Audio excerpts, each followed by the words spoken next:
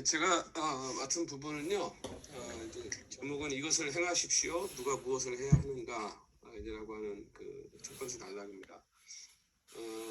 여기서 이제 이분이 얘기하는 것은 성찬식이라고 하는 것이 어떤 그 하나의 상징적인 공동 식사가 밥상 공동체에 의해서 이제 거행되는 것이다. 이제 이렇게 얘기를 하고요. 그래서 밥상 공동체에 의해서 공동 식사가 된다고 이제 하지만 그것이 뭐 이렇게 배불리 먹는 이제 그 목적이 아니라 상징적인 말과 행위가 있는 어떤 예식으로서의 어떤 식사라는 거죠. 그래서 이분이 이제 여기서 처음에 이제 언급하는 게 전통적인 그 가톨릭 교회의 입장을 여기서 이제 얘기를 하는데, 그 가톨릭 교회가 성찬을 보는 것은 그 두 가지로 이 과정을 둘로 나눠서 이제 가톨릭 교회가 이제 봤다고 합니다. 그래서 봉헌 예식하고 그 다음에 이제 영성체 예식인데, 이 봉헌 예식은 그 빵과 포도주가 이제 그 실질적으로 주님의 몸과 피로 변하는. 그래서 아마 그 제가 이야기로는 그 이제 신부님들이 이거를 그 성도한테 나누기 전에 그 제가 이제 카톨릭 걸 잘 몰라서 저도 이걸 보고 이제 요번에 새롭게 좀 알았는데요. 아마 그 이거를 제가 이제 궁금한 게 축성한다고 그러잖아요. 그 신부님들이 그 빵하고 그 포도주를. 그래서 이거를 하는 순간 이제 그 신부들이 그렇게 하는 순간 이게 예수님의 피와 그 살로 변한다는 거거든요. 그 이야기로는. 그럼 이거를 그 성도들 앞에서 하나요? 이 신부들이? 이 축성? 로마 카톨릭교에서는 그 앞에서 해요, 먼저. 성도들 보는 앞에서요? 먼저. 이거 저 번역의 문제인데 내가 조금 설명하고. 네네. 이거를 영어로는 그 consecration이라고 그래요. 그러니까 우리가 쉽게 얘기하면 봉헌이라고 번역했는데 봉헌은 좀 아니고 축성이든지 성별이라고 번역하는 게 훨씬 나아요. 그러니까 이게 신부들이 떡과 포도주를 놓고 거기에 대해서 이제 축성한다고 그러잖아요. 우리가 축성하듯이 그거를 하면은 그러면 그때에 그게 변한다 그거예요. 살과 피로 변한다. 예수님의 살과 피로 그 순간에 변해. 그래서 이제 여기에서 벨커가 얘기하는 건 뭐라고? 그런 얘기야 이게. 뭐라고? 변한다고? 그러면 그것만 해도 성찬에서 가장 중요한 거네. 이렇게 얘기하는 거예요. 오케이? 그리고 나서 잘라놓고 그 다음에는 카톨릭식으로 얘기하면 그 다음에는 뭐라고 그랬지 아까? 영성체? 그 영성체라고 왜 그런 걸 그렇게 번역했는지 모르겠는데 뭐 카톨릭에서는 그렇게 하니까 그렇게 할 수 있겠는데 그냥 그 나눔이에요. 나눔. 나눔. 그러니까 그렇게 된 것을 나누는 건데 포도주는 안 나누고 떡만 주잖아요. 그렇죠? 그냥 카톨릭에서는. 근데 이제 나눔을 얘기하는 거예요. 그러니까 나누는 것은 이미 예수님의 살과 피로 변한 것을 나눠주는 거니까 뭐가 중요해요? 뭐가 중요해요? 신부님이 변화가 중요합니다. 변화. 그러니까 신부님이 그렇게 그 축성하는 게 중요한 거예요. 컨시크레이트 하는 게 중요한 거예요. 그게. 그렇게 되면 어떻게 되냐면 소위 성찬이라는 것 전체를 봤을 때는 성도들한테 나눠주는 것이 없어도 그 살과 피로 변하는 일이 이루어지잖아. 그렇죠? 이루어진다고. 그래서 신부 혼자서 그것을 한다 이 말이야. 신부 혼자서. 그리고 떡을 안 나눠줄 수도 있어. 안 나눠줄 수도 있다 이 말이에요. 이게 지금 이제 벨커가 얘기하는 이게 무슨 그러면서 로마 카톨릭 안에 그런 생각들이 이렇게 쭉 퍼져나가면서 그거를 굉장히 그 신부의 특권이며 거룩한 것처럼 생각하는 그러한 경건, 영성이 생겨났는데 그것을 타버네클 파이어티라고 해요. 그러니까 뭐라고 해야 되나? 그걸 뭐라고 번역했어요? 성막이라고 했나? 아무튼 타버네클 파이어티. 그러니까 이 장막 안에서 그 자기 혼자서 그 다 이루어지는 거야, 그게. 그런 영성인데 이제 물론 이제 전정환 목사님 나중에 설명했지만 그게 최근 들어가지고 바티칸 II 이후로부터 로마 카톨릭 안에서도 그거에 대한 반성이 일어나서 이제 변화가 일어났다 그렇게 얘기하고 있고 그렇게 두 개가 분리되면 안 된다는 것을 쭉 이 장에서 설명하고 있어요. 오케이? 요게 지금 핵심입니다. 그럼 중간에 중요한 얘기들이 있어요. 전 목사님이 좀 설명해 주세요. 지금 다 하셨는데요? 이런 거 다 하셨는데. 그래서 그 교수님 말씀하시는 것처럼 이게 지금 이분이 이제 문제 제기를 하는 것은 이렇게 두 개로 나눠지는 것은 이게 성경적이지 않다라는 얘기를 이제 하는 거고요. 그러니까 카톨릭에서는 지금 이거를 변호하기 위해 가지고 이분들이 얘기하는 게 그러니까 예수님께서 처음 이제 성찬을 제정하시는 그 순간에 사도들에게 이제 그것을 나누실 때 이것은 나의 몸이다라고 말씀하셨을 때 아직까지 제자들에게는 그걸 안 나눠주셨다는 거예요. 순서적으로. 그러면서 이제 자기들이 하는 것을 옹호하는 거죠. 그래서 신부들이 먼저 이것을 이제 예수님의 몸과 예수님의 살과 피로 변화시키는 것을 한 다음에 그 다음에 이제 영성체 여기 표현으로 하는 게 맞다. 이제 그렇게 주장한 건데 그게 이제 13차 트리엔트 종교회의 때 그게 얘기가 나왔고요. 그런데 이제 이분이 이것을 반박하는 것은 성경 구절 보면 다 나오잖아요. 마가복음 같은 경우에도 그렇고 그래서 지금 이 성경 구절들을 제시를 합니다. 그래서 여기에 보면 마가복음 14장 22절부터 24절만 봐도 그들이 먹을 때 예수께서 떡을 가지사 먹을 때거든요 이미. 그리고 축복하시고 떼어 제자들에게 주시며 이르되 받으라 이것이 내 몸이라 하셨고 또 잔을 가지셔도 감다기도 하시고 그들에게 주시니 다 이를 마심에 그 다음에 이제 예수님이 많은 사람을 위하여 흘린 나의 피고 언약의 피다 이렇게 말씀하셨거든요. 그러니까 이제 이거 성경적으로 맞지 않다. 근데 왜 캐톨릭에서 이런 이 본문을 그냥 읽어도 분명하게 나오는 이 얘기를 이렇게 캐톨릭에서 그것도 이 중요한 회의에서 주장을 했는지 좀 이해는 안 가지만 이제 이런 얘기를 하고요. 또 바울 같은 경우도 이게 잔을 나눠주는 것이 이미 시작된 식사에 들어가 있다. 그래서 이게 분리하는 것이 아니다. 그래서 이 바울이 얘기하잖아요. 우리가 나도 자기도 전에 받은 것을 가지고 이제 전한다. 이제 그렇게 얘기할 때 빵과 포도주를 봉헌하는 것을 공동으로 이제 먹고 마시는 것과 분리시켜서 진행하는 것이 불가능하다라고 하는 것을 이제 바울도 주장을 했다는 것이죠. 그래서 성찬의 핵심이라고 할 수 있는 것은 이게 이제 같이 먹고 마시는 것. 그래서 그것을 분리시켜 가지고 성찬의 한 부분을 성찬식의 어떤 핵심으로 그리고 중심으로 만들려는 그런 시도 자체가 성경에서 벗어나는 것이다.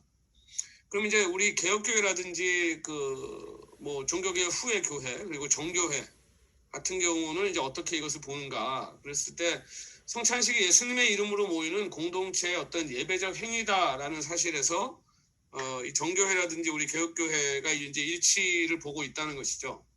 그래서 이제 많은 이제 어떤 중요한 이제 신조라든지 이런 것들을 이분은 이제 계속 얘기를 하는데요. 그거는 책을 읽어보셨으니까 내용은 다 아실 것 같아요. 그래서 그걸 제가 다 읽어드릴 필요는 없을 것 같고요.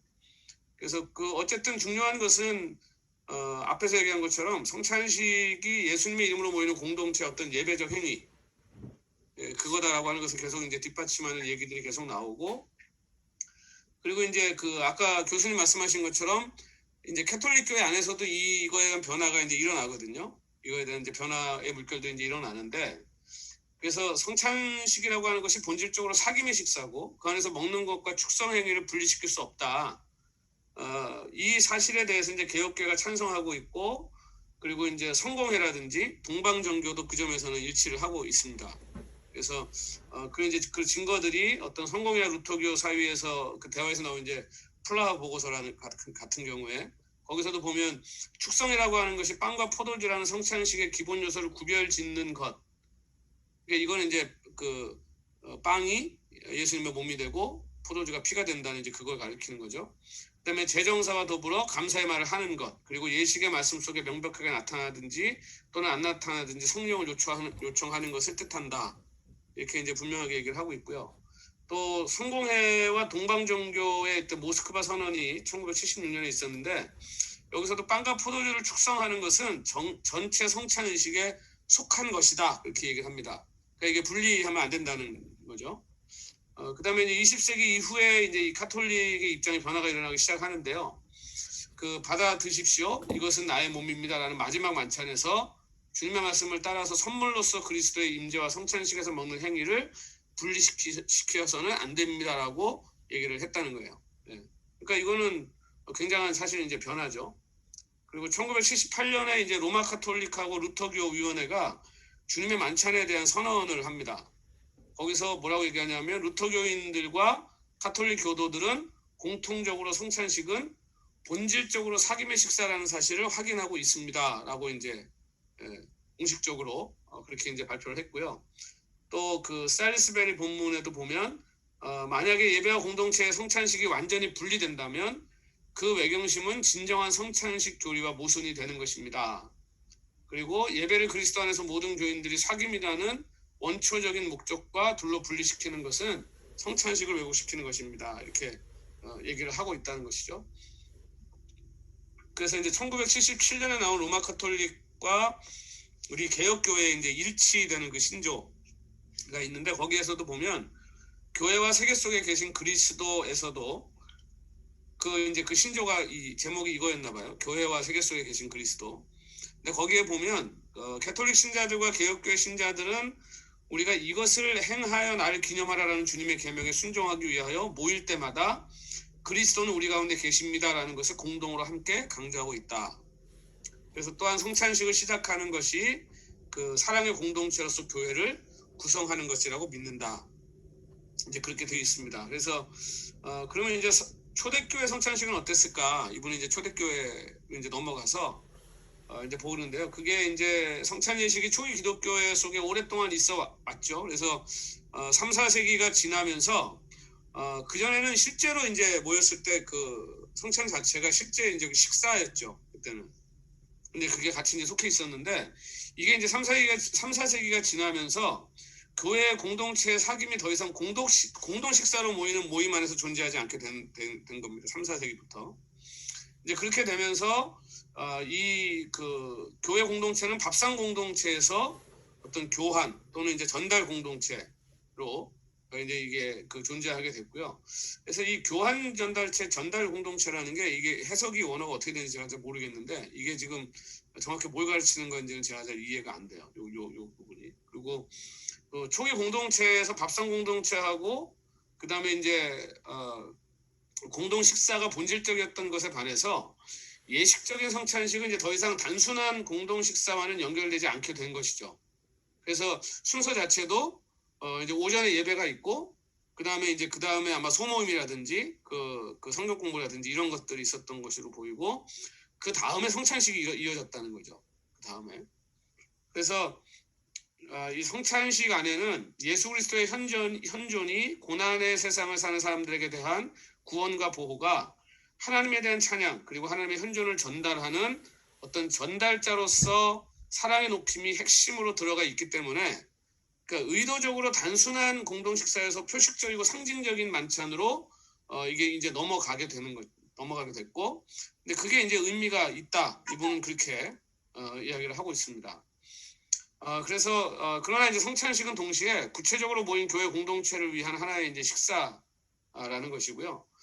더욱 이 만찬은 이제 모든 세대와 세계 어느 지역을 넘어서서 초교파적으로 모인 교회 공동체를 하나로 이것이 이제 묶어준다는 거죠. 그래서 성찬식이 하나의 예수님의 이름 안에 모이는 공동체의 예배 행위라는 사실. 이분은 이제 이걸 자꾸 강조하고요. 그 다음에 이제 표식적인 어떤 주고받음, 그리고 먹고 마시는 것이 반드시 성찬식에 속하는 것이라는 사실이 이게 절대로 이제 왜곡되거나 흐려져서는 안 된다. 이분은 그렇게 주장을 합니다. 그래서 우리가 성찬식을 할 때 이제 이분의 결론은 어떤 표식적인 사귐의 식사로 그것을 이해해야 된다라는 거죠. 그리고 그렇게 이제 행해야 되고 그것을. 그래서 성찬식은 물론 단순 식사 이상이고요. 이 성찬식이라는 것이. 그래서 그냥 우리가 뭐 이 성찬에 나누는 것을 가지고 배를 채우거나 이제 그런 목적이 아니라는 건 분명하죠. 그래서 상징적인 말씀과 행동들과 함께 하는 예식적인 식사. 이제 맨 앞에 정의했던 이제 그것을 이분이 이제 강조합니다. 그래서 로엔베르그 일치 신조에 보면 예수 그리스도의 몸과 피를 통하여 그와 사귀는 것을 먹고 마시는 행위와 분리시킬 수 없다. 그리고 성찬식에서 그리스도의 임재 방식에 대한 관심은 이것은 성찬식의 핵심을 놓치고 있는 것인데 성찬식의 의미를 흐리게 할 위험에 빠지게 된다. 이제 그렇게 얘기를 합니다. 그래서 그 그리스도의 임재 방식 우리가 이제 지난주에도 성찬에 대해서 얘기할 때 이제 뭐 화채설이라든지 뭐 공제설이라든지 뭐 임재설, 기념설 다 이제 얘기했지만 제가 볼 땐 그런 것 같아요. 그 캐톨릭이 가지고 있었던 관심은 그러니까 이 사귐이나 이거보다는 그 빵과 포도주에 이게 이제 방점이 있는 거죠. 화채설 자체가. 근데 이게 이제 성찬의 의미에서 굉장히 벗어난 거잖아요. 근데 루터 같은 경우도 공제설을 얘기했지만 우리가 아는 것처럼 루터가 종교개혁을 반밖에 못했기 때문에 그러니까 캐톨릭이 가지고 있는 화채설에서 크게 벗어나지 못한 것을 이제 보이고요. 그리고 이제 그 켈빈이 그래도 이제 우리는 개혁신학이니까 그 예수님의 임재에 더 방점을 두고 있다는 점에서 그럼에도 불구하고 그게 빵이 변하냐 안 변하냐 이거는 성찬의 본질이 아니다. 거기에 집중하는 것 자체가 그거는 성찬의 본질을 흐리는 거기 때문에 이제 이분의 이 주장은 굉장히 설득력이 있고 저도 그것에 굉장히 중요한 문제 제기를 이분이 하고 있고 정확하게 보고 있다고 생각해요. 그래서 아놀트 하이너 명제에도 보면 성찬식은 예수님 이름으로 모인 공동체의 예배 행위다. 이렇게 이제 정의를 하고 있는데 이 굉장히 짧은 정의지만 이 정의 안에서 저희들이 성찬을 디자인하고 그리고 성찬을 이제 좀 생각해 보면 우리가 교회 안에서 성찬을 통해서 할 수 있는 것들이 굉장히 다양해지지 않을까 훨씬 이제 그렇게 생각을 하고요. 아까 앞에서 이제 그 나세 목사님께서도 말씀하신 것처럼 이제 이 부분들이 저희들이 어떻게 보면 이 한국 교회가 가지고 있는 성찬에 딱 틀어박혀 있는 그냥 약간 장례 분위기. 그래서 우리는 임재설 대부분의 한국 교회들은 임재설을 믿잖아요. 임재설을 통해서 이제 하지만 그럼에도 불구하고 성찬의 가장 본질은 굉장히 많이 잃어버리고 있는 지금 상태가 아닌가 그렇게 생각이 됩니다. 예, 수고하셨습니다.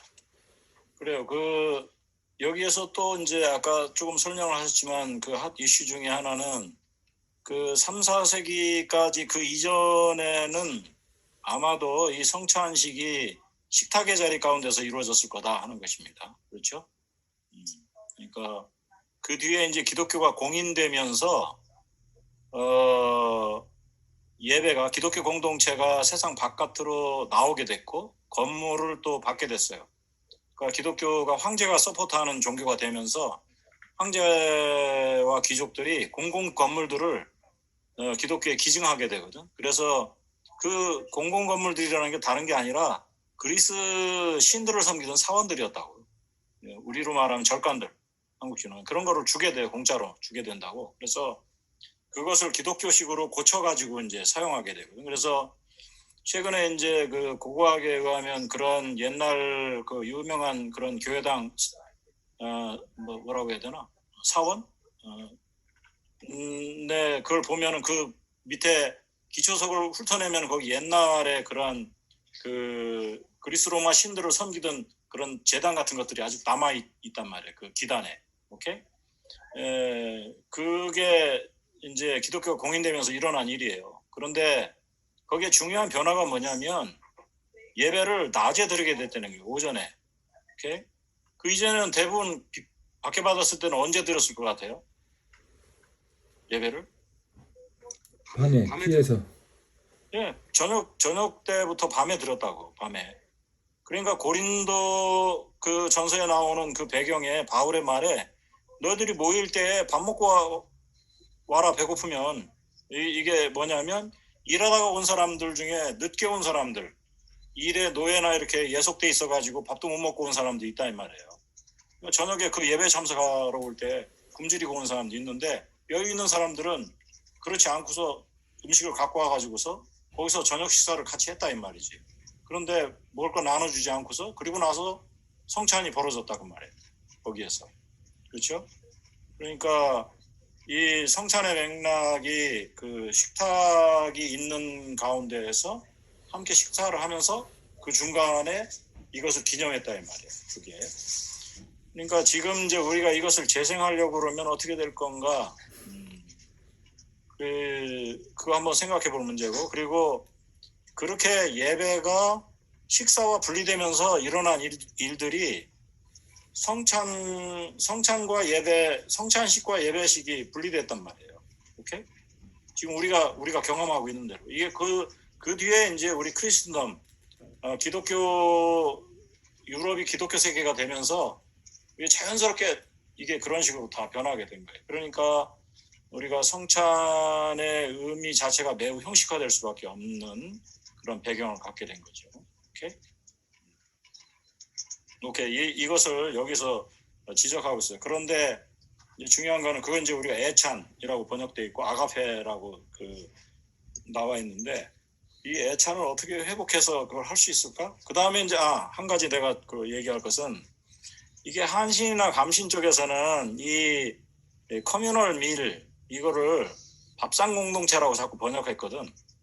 그런데 이제 여기 벨커도 이제 지적을 하는데, 성찬은 모여서 밥 먹는 게 아니다 이렇게 딱 지적하고 있어요. 오케이? 네, 그런데 이 밥상 공동체라는 표현 안에 성찬식이 결국은 함께 모여서 밥 먹는 거야 이렇게 만드는 뉘앙스를 계속해서 주고 있다고. 그러니까 이 번역어가 별로 좋게 보이지는 않아요. 내 개인적인 느낌에. 그 말이 민중신학적으로 좋은 면이 있기는 하지만, 그러나 밥상 공동체에서 성찬이 밥 먹는 거, 교회가 밥 먹는 공동체, 그런 거하고는 좀 차이가 있다는 거죠. 그래서 이게 식탁에서 함께 먹는 커뮤널 밀이면서 공동체가 함께 식사하면서도 그 안에서 예수님의 임재와 그의 죽으심을 기념하는 그러한 그 성찬식이 분리되어서 함께 행해졌다는 것을 우리가 생각할 필요가 있습니다. 그러니까 밥상 공동체로서의 역할과 동시에 그 안에 그리스도의 몸과 그리스도의 피에 참여하는 성찬식이 따로 분리돼서 함께 일어난다고, 거기에. 그 점을 우리가 놓치지 않아야 돼요. 그 점에 대해서. 오케이. 그리고 그 다음에 밤에 외부에서는 위험, 그리고 안에서는 위험. 여기서 그 핵심은 이 성찬식이 유월절 전통이랑 어떻게 연결이 되고 어떤 연속성이 있고 어떤 차이점이 있는지를 말하면서, 결론적으로 유월절 이 성찬식을 얼마나 주기가 얼마나 자주 하고 그 시기에 대해서 얘기를 하는 것 같습니다. 그래서 성찬식은 밤에 진행되었고, 그 밤에 예수 그리스도는 버림받았고 세상의 권력에 넘겨졌으며 배신당했다, 이런 특이한 배경 아래서 존재해왔다 하면서, 저자는 배반당한 밤이라는 배경하에서 기독교의 성찬식과 유대교 유월절 식사 사이의 관계를 다루면서 성찬식의 시간적 차원을 언급합니다. 이 벨커는 특별히 배반당한 밤이라는 부분에 대해서 사람들이 많이 다루지 않는다는 것에 대해서 지적을 하면서요, 이게 사실은 그 유월절 식사와 이제 좀 구별시켜주는 중요한 특징이라고 말을 하는데, 이 유월절 식사 같은 경우에는 그 외부로부터, 이제 애굽으로부터 위협은 받았지만 내부적으로는 위협이 없었고, 오히려 하나님의 구원의 약속이 있었고, 하나님의 보호하심과 이제 나중에 가서는 그 유월절 식사 기념할 때 애굽으로부터의 그 탈출과 구원에 대한 그런 기억에 대한 이제 식사인 반면에, 성찬식 같은 경우에는 외부로부터도 위협을 받았지만 내부적인 위험 상황 속에서 이제 진행이 되었다라는 것을 특별히 이제 강조를 합니다. 그래서 외부에서는 유대교 지도자들의 그런 위협이 있었고, 내부에서는 이제 제자들의 배반, 특별히 가룟 유다의 배반, 또 기도하러 가실 때 자고 있는 제자들, 나중에 베드로의 부인, 이런 상황들이 이제 그런 내부적인 위협이 있었다는 겁니다. 그래서 시기적으로 봤을 때 또 이 성경 텍스트에서 복음서 보면 저희 자세히 적지 않았는데, 그 유월절과 연속성을 강조하는 그 본문이 있는 반면 유월절과의 차별성을 강조하는 이 두 가지 방향의 텍스트가 나오기 때문에 이런 긴장 속에서 이제 두 개를 통합해야 되는데 이제 흥미롭게도 이제 결국 마지막에는 뭐냐면 이제 6월절 이제 절기와 관련해서 이어지는 면에서는 이제 뭐 6월절 같은 게 1년에 한 번 했으니까 그러니까 이게 너무 자주 해서 이 단절성을 강조해서 뭐 성찬식 6월절과 다르니까 뭐 자주 해야 된다라고 하면 이게 너무 진부해질 수 있으니까 그것도 안 되고 또 6월절 절기가 너무 연결시켜서 6월절 절기 1년에 한 번 했으니까 1년에 한 번만 한다라고 하는 것도 좋지 않다. 그래서 긴장을 유지하면서 항상 역동적인 이걸 해서 자주 일주일에 한 번이라든가 한 달에 한 번 정도 해서 이 의미를 잘 살리는 게 중요하다. 이거 강조하는 것 같습니다.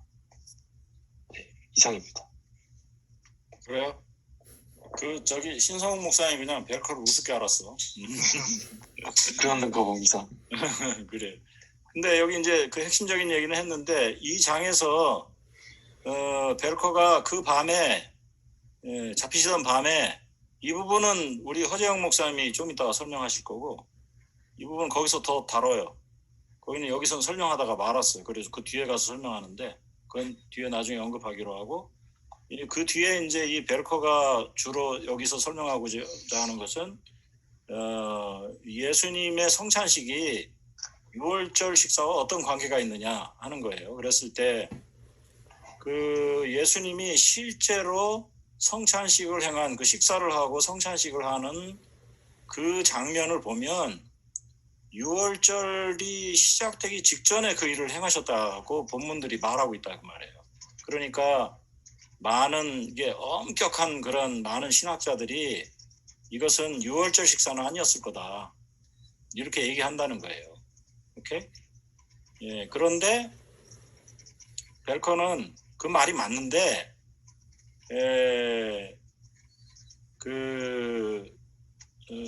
예수님이 그것을 행하신 모든 것을 잘 살펴보면 6월절 식사처럼 하셨다는 거예요.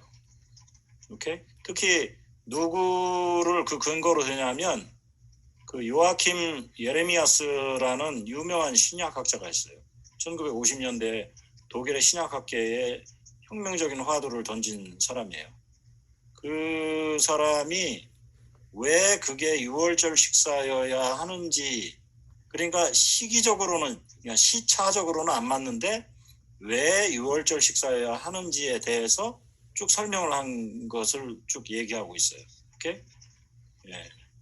그러면서 이제 이 벨커가 얘기하기를 6월절이 그러니까 출애굽할 때에 그 바로의 압제로부터 그 출발하잖아. 디파처를 하게 되는 것처럼 예수님의 고난을 통해서 새로운 해방을 향해서 디파처 하는 것과 이게 연결이 있다는 것을 벨커가 얘기를 해요.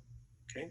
그러니까 이게 6월절 엄밀하게 봤을 때 6월절 식사가 아닌 것 같은데도 6월절 식사의 의미를 갖는다라는 거지. 이게 애매한 거지. 그렇죠? 그렇지만 벨커가 그런 식으로 자꾸 얘기하는 이유는 우리가 충분히 그 의미상으로는 우리가 받아들일 수 있잖아요. 그렇죠? 그 얘기를 하고자 하는 것입니다.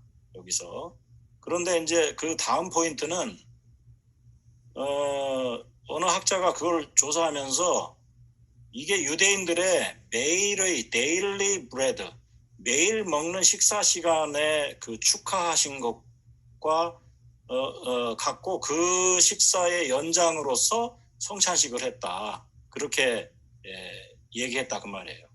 예레미야서는 그렇지 않다라고 얘기했고, 그랬을 때 이제 나오는 문제는 뭐냐면 아까 얘기한 대로 시기적으로는 매일의 식사하는 그런 순간처럼 6월절 식사 이전에 시기적으로 시차적으로 그렇게 되지만 6월절과 관계가 있고 그 다음에는 그러면은 성찬을 매일 해야 되느냐? 이 학자처럼 학자가 주장하듯이 매일의 식사였다면 그거는 또 아닌 것 같다. 지금 이제 벨커는 그렇게 얘기하는 거죠. 그러니까 의미를 제대로 찾으려면 아까 말한 대로 일주일에 한 번이나 한 달에 한 번 정도 그렇게 해야 되고 6월절 식사라고 해가지고 1년에 한 번? 이것은 좀 아닌 것 같다. 왜냐하면 초대교회 사람들은 모일 때마다 이것을 성찬식을 거행한 것처럼 되어 있기 때문에 우리가 이 의미를 제대로 찾는 것이 중요하지 않겠느냐, 이 얘기를 여기에서 하고 있습니다. 오케이? 이해가 되죠? 이게 무슨 말을 하려고 하는지. 그러니까 성경의 본문 자체는 유월절 이전에 잡히실 때에 그 밤에 이 일을 행했는데 그때가 유월절 직전이었다 이 말이에요. 그렇지만 거행된 식사 자체는 또 요한복음 같은 경우는 아예 유월절 식사로 만들고 있어요. 요한복음은 유월절 어린 양으로 만들고 있고, 그렇죠? 그러니까 왜 그런 식으로 표현해야 했는지에 대해서도 우리가 두 개를 동시에 이런 모순된 것을 그대로 기록한 의도를 그대로 받아들이자, 이렇게 얘기하고 있는 거죠. 그러니까 여러분들이 그것을 그리스도의 대속의 의미를 설명하려면 유월절 어린 양에 대해서 설명하는 것이 충분히 의미가 있고, 우리를 위한 대속의 죽음을 설명하기 위해 좋고, 그러면서 거기에서 셀레브레이션 하는 거죠. 그렇게 생각하시면 되겠어요. 오케이? 유월절하고 연결을 짓는 이유는 그 유월절 어린 양을 우리가 먹듯이 이 성찬의미가 어린 양을 먹는 의미가 있다는 건가요? 그래서 예수님의 몸에 참여하는 거죠. 예. 그게 요한복음의 신학의 근거에 있어요. 요한복음의 6장에 거기에 너희가 내 살을 먹고 내 피를 마시지 않으면 너희는 나와 아무 상관이 없느니라, 그렇게 얘기하고 있거든요. 그리고 그 요한복음이 굉장히 독특한데, 요한복음 6장의 본문이 다른 복음서에 성찬식 본문이 말하고자 하는 바를 많이 포함하고 있어요. 그런데 정작 예수님께서 잡히시던 밤에 제자들과 행한 일에는 성찬식이 빠져 있어요. 거기에는 세족식이 들어가 있어요. 오케이? 네. 아주 요한복음 매우 흥미로워요. 그런데 요한복음 6장에서 계속해서 가룟 유다가 거기 포함되지 않는 것에 대해서 자꾸 얘기하고 있다고. 선택됐는데 너희 중에 나를 배반할 자가 있다, 이게 같이 들어가 있고, 그 말은 다른 공관복음서에서는 성찬식 본문에 들어가 있어요. 그렇죠? 저가 배반할 놈이다, 이렇게 거기에 기록되어 있다고. 그러니까 이 요한복음 6장이 매우 묘한 복음의 그 부분이에요. 오케이? 그러니까 이게 순서가 뒤바뀌어 있다고 우리가 생각할 수 있겠지. 그러니까 우리가 이제 아브라켈에서는 요한복음 6장은 이건 성찬식 본문이 아니에요, 사람들이 오해했어요, 이렇게 써 있잖아 거기. 그런데 이제 오늘날의 신약학자들이 보기에는 그게 그 뒤에 성찬식 본문과 연결돼 있다고 보는 거지. 오케이? 네, 그러면 우리